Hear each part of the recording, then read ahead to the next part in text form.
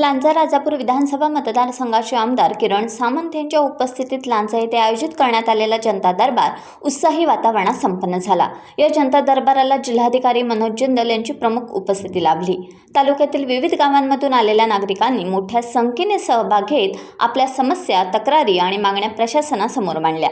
यावेळी सुमारे 52 अर्जदारांनी आपली कैफियत मांडत विविध विषयांवर निवेदनं सादर केली। यावेळी आमदार किरण सामंत यांनी अधिकाऱ्यांना स्पष्ट शब्दात सूचना केल्या।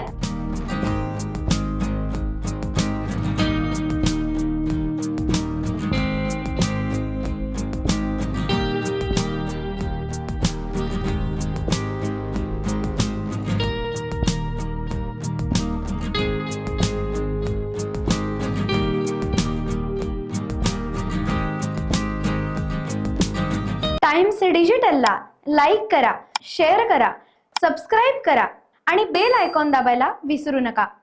Times digital.